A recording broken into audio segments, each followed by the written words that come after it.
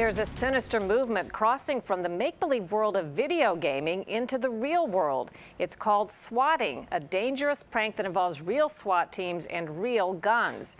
But that's not the only threat.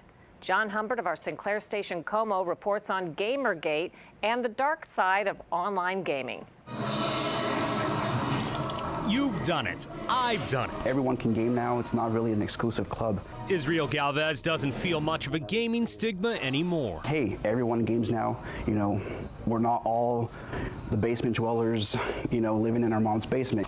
But that passion to play has also put Galvez in a dangerous place. They're basically domestic terrorists, especially when they take it to this level. Galvez is a prolific poster on Twitter. He writes about the gaming industry and calls for change, urging game makers to focus less on gender stereotypes and become more inclusive. And here's something interesting. Earlier this year, Galvez noticed internet forum posts suggesting retaliation against him for those reform-minded views. They posted my information, my wife's information, my father's information. It's called doxing, publishing docs about a person in the hopes that someone else uses the information to harass and intimidate.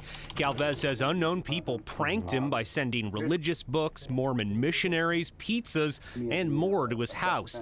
After reading the escalating tone in the posts, Galvez went to Sergeant John Buss with the Enumclaw Police. He feared someone would send in a hoax threat. Normally, something like that we would take very seriously. That's called swatting, a prank call that gets police or emergency officials to your doorstep.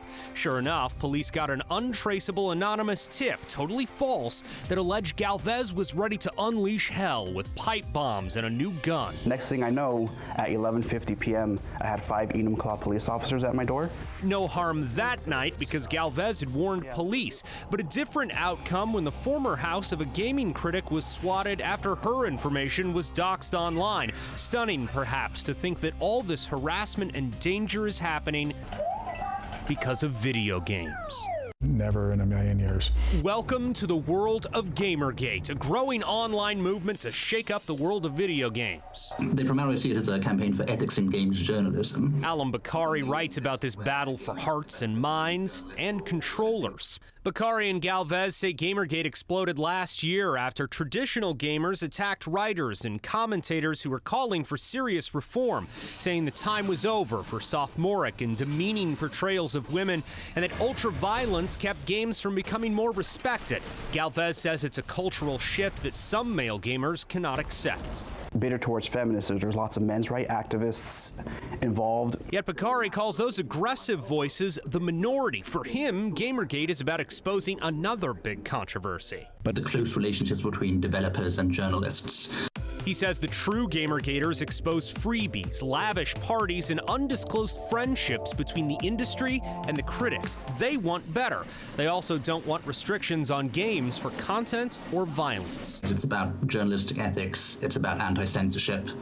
It's about anti-collusion. Galvez disagrees, saying Gamergate's intention for reform metastasized into a crusade against anyone who wants a change in the status quo. If Gamergate was really about ethics in game journalism, I don't think we would be seeing all the harassment, all the stalking, all the death threats, all the rape threats. Bakari says pro-Gamergate activists have been targets of doxing and threats too. The problem, the dark side of the web, where serious threats can come out of nowhere. It looks to me that some people are playing both sides because they know there's a divide there. A cultural divide over digital fun where police can end up on your doorstep. Swatting has been tough for law enforcement to handle no matter where it comes from. In July, the Department of Justice told popular DC cyber blogger Brian Krebs that his swatter pled guilty in federal court. But Krebs was swatted in 2013, a slow sense of justice for a fast-moving controversy. In Seattle, for Full Measure, I'm John Humbert. Still to come on Full Measure, if you thought the healthcare mess wasn't already bad enough, families lucky enough to still have good health care plans through work could face a new Obamacare tax. This one you won't believe and don't want to miss.